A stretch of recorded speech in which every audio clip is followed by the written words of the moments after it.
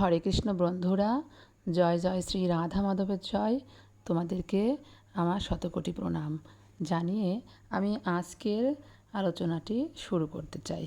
আজকের আলোচনায় মাধবেন্দ্র পুরীর ওপরে ভগবানের কৃপা এবং ভগবান কিভাবে মাধবেন্দ্র পুরীকে নিজের সেবা পদে রাখলেন, আর মাধবেন্দ্র পুরী কর্তৃক কীভাবে গোপাল প্রতিষ্ঠিত হলো সেটা নিয়ে আজকে আলোচনা করব।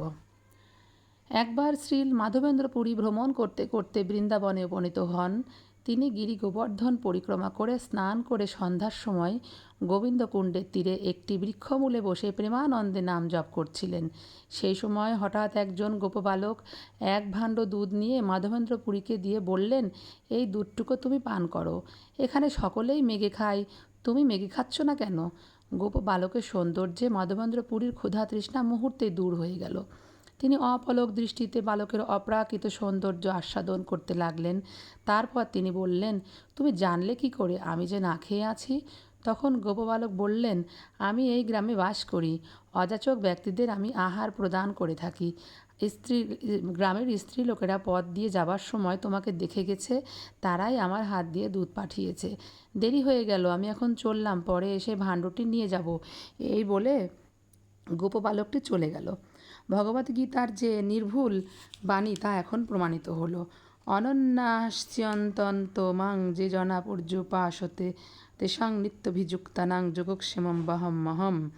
অনন্য চিত্তে আমার চিন্তায় মগ্ন হয়ে যারা আমার উপাসনা করে, আমি তাদের সমস্ত অভাব পূরণ করি এবং তাদের প্রাপ্ত বস্তু সংরক্ষণ করি। এখানে যোগক্ষেমম কথাটির অর্থ হচ্ছে অপ্রাপ্ত বস্তুর প্রাপ্তি এবং প্রাপ্ত বস্তুর সংরক্ষণ। তাছাড়া ভগবান শ্রীকৃষ্ণ অর্জুনকে দিয়ে বলিয়েছেন, নমে ভক্ত প্রণশ্যতি, আমার ভক্তের কখনো বিনাশ হয় না। গোপবালকটি চলে গেলেও মাধবেন্দ্র পুরীর হৃদয়ে এক দিব্য আনন্দ অনুভূতি হচ্ছিল। তিনি দুধটুকু পান করে ভাণ্ডটি ধুয়ে রেখে দিলেন, কিন্তু গোপবালকটি আর এলো না। পুরীপাদ কৃষ্ণ নাম জপ করে যাচ্ছিলেন। হঠাৎ তন্দ্রা এলে তিনি স্বপ্ন দেখেন যে সেই গোপবালকটি তার কাছে এসে হাত ধরে নিকটস্থ একটি কুঞ্জে নিয়ে গেল এবং বলতে লাগলো, আমি এই কুঞ্জের মধ্যে বহুকাল যাবৎ পড়ে আছি এবং শীত গ্রীষ্ম ও ঝড় বৃষ্টিতে কষ্ট ভোগ করছি। তুমি গ্রামের লোকজনের সাহায্যে আমাকে এই কুঞ্জ থেকে উদ্ধার করো এবং গিরি গোবর্ধনের ওপর যত্ন করে রাখো।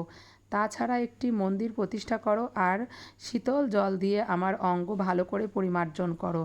তোমার প্রেমে বশীভূত বলেই আমি তোমার সেবা লাভের জন্য অপেক্ষা করছিলাম। আমি শ্রীকৃষ্ণের পৌত্র অনিরুদ্ধ এবং তার পুত্র বজ্রের দ্বারা স্থাপিত, আর আমার নাম গোপাল। ম্লেচ্ছ ভয়ে সেবকেরা আমাকে এখানে ফেলে অন্যত্র চলে গেছে, তখন থেকেই আমি এখানে কষ্ট ভোগ করছি। এই বলে সেই গোপবালক অন্তর্ধান হলো। স্বপ্ন থেকে জেগে উঠে মাধবেন্দ্র পুরী বুঝতে পারলেন আসলে ওই গোপবালকটি হচ্ছেন কৃষ্ণ স্বয়ং, অথচ আমি তাকে কাছে পেয়েও চিনতে পারিনি। এই চিন্তা করে তিনি প্রেমাবশে ভূমিতে পড়ে গেলেন। কিছুক্ষণ প্রেমকন্দন করে তারপর গোপালের আদেশ পালনের জন্য প্রস্তুত হতে লাগলেন। মাধবেন্দ্র পুরীপাদ অতি প্রত্যুষে প্রাতকৃত সমর্পণ করে গ্রামের লোকজনদের একত্রে করে স্বপ্নের সমস্ত বৃত্তান্ত তাদের অবহিত করলেন। আর বিলম্ব না করে গ্রামের লোকজন গভীর জঙ্গলে ঘেরা সেই কুঞ্জ খনন করে গোপালকে উদ্ধার করলেন। গোপালের বিগ্রহ ছিল অত্যন্ত ভারী, তাই শক্তিশালী ব্যক্তিরা গোপালকে পর্বতে তুলে একটি পাথরের সিংহাসনে বসালেন। গোবিন্দকুণ্ড থেকে 100 নতুন ঘটে জল আর সেই সঙ্গে পঞ্চগব্য দিয়ে গোপালের অভিষেক ক্রিয়াদি সম্পূর্ণ হলো। সেই সময় নানা রকম বাদ্য বাজনা বাজছিল আর স্ত্রীলোকেরা মধুর স্বরে গান গাচ্ছিলেন। মাধবেন্দ্র পুরী স্বয়ং অভিষেক ক্রিয়াদি করলেন। পুনরায় তৈল দিয়ে শ্রীঅঙ্গকে চকচকে করা হলো এবং নতুন বস্ত্র পরিধান করিয়ে চন্দন তুলসী ও ফুলের মালা শ্রী বিগ্রহের অঙ্গে দেওয়া হলো।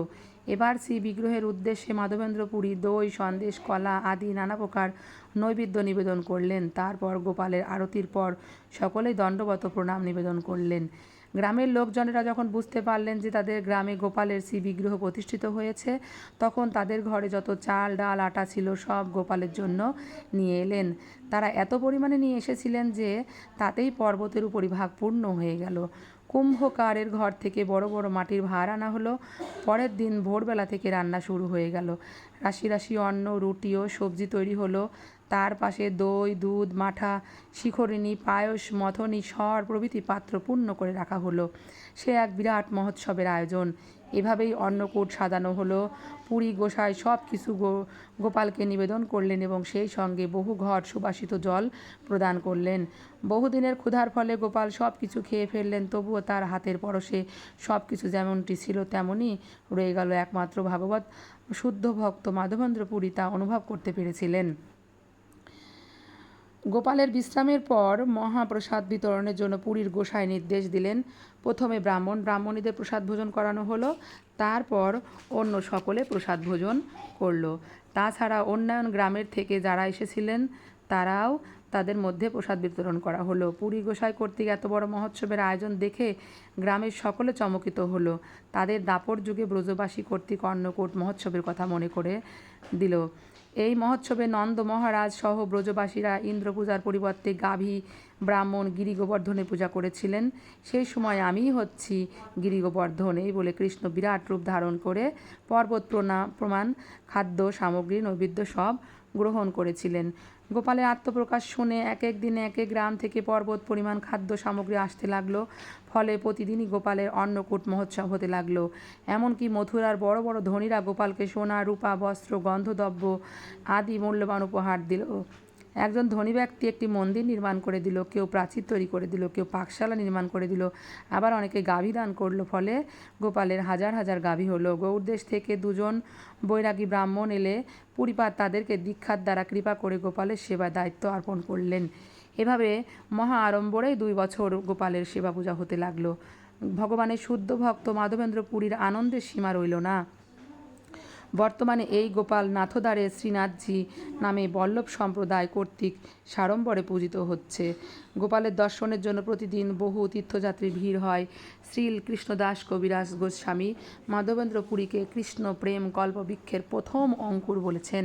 তিনি বলেছিলেন, ভগবান শ্রী চৈতন্য মহাপ্রভুর গুরু ঈশ্বর পুরীপাদের গুরুদেব।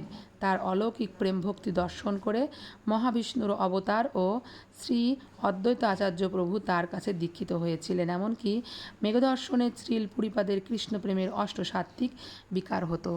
এভাবে আমরা জানতে পারলাম যে মাধবেন্দ্র পুরী কীভাবে গোপাল বিগ্রহ প্রতিষ্ঠিত করলেন।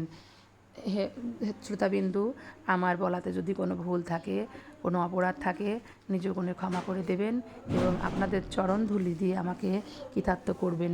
আমি যেন আপনাদের আমার গোবিন্দের যেন ভক্তিপথে আরও আগাতে পারি এবং এরকম ধরনের ভক্তিমূলক ভগবানের কথা আপনাদের সঙ্গে বলতে পারি।